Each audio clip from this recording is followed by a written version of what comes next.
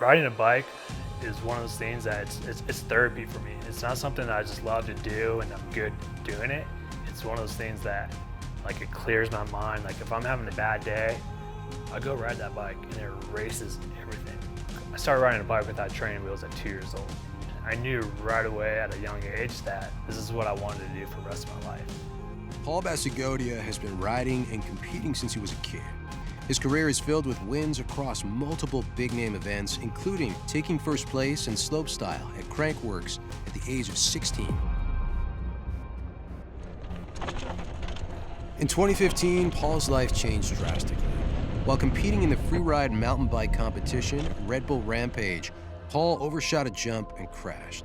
A burst fracture in his spinal cord left him paralyzed from the waist down.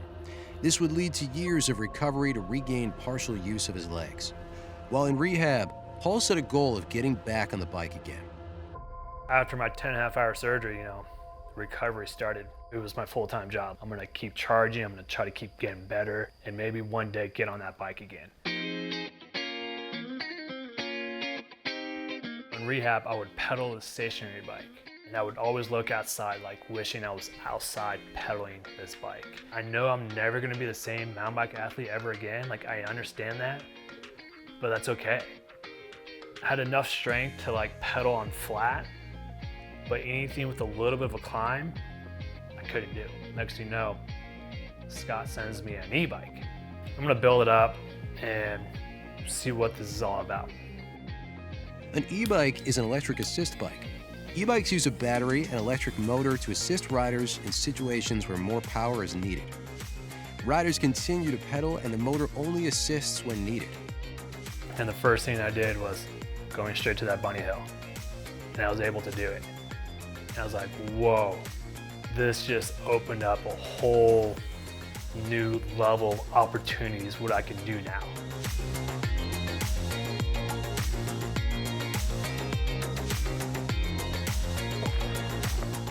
Paul met former Marine Trey Humphrey while working for the nonprofit group High Fives. High Fives focuses on preventing life-changing injuries and providing support when they do occur by aiding in recovery and research. Trey was wounded in combat, losing one leg and severely damaging the other. The two connected through their shared love of e-biking. After my injury, I tried to pick up biking again. I just didn't have the leg strength for any of it. And so I kind of shelved it until I took my kids to the Truckee Bike Park for the first time. I need to give a second chance to biking again, but this time I need to focus on the equipment that I'm using. I had known what the e-bikes were. I'd even hopped on a friend's. For my first pedal, I had a smile on my face for probably a week. Even though I didn't have any of the strength in my legs, I could make the motion to like get the pedals around.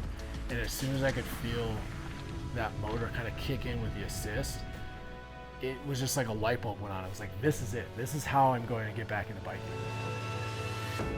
This technology has enabled people with all types of injuries to access a sport and public spaces that they might not have been able to otherwise. There would not be a position for me in mountain biking if it wasn't for this technology. Yo! I just can't keep up with my kids like on a regular bike. And if it wasn't for the e-bike, there's no way I'd be able to be riding with them out on the trail, getting to share those kind of mountain biking experiences with them. Okay, raise your hand if you want to see your dad hit the wood kicker. Yeah. Due to the misconceptions that pedal assist e-bikes can be more damaging to trails or that riders are lazy, e-bikes are prohibited on some trails where standard mountain bikes are allowed. Often overlooked is the benefit to people with injuries who might not ordinarily be able to access these public spaces or enjoy the sport they love. I want this to be accepted by everybody. Like, I don't want you to get dirty looks if you're on a pedal assist bikes, right? To me, this is an essential piece of adaptive equipment for my particular injury. I just expect to be treated as a normal citizen. As part of being a normal citizen, I want access to public lands The way that I get access to them is on an e-bike. It's too bad that somebody feels like they can tell me like, nah, you can't go there. People that are on pedal assist bikes, you know, maybe you can't really see it from the outside, you know, but internally maybe there's some blind injuries that you have no idea about. It's not because they're lazy, it's not because they're not motivated, because they need it.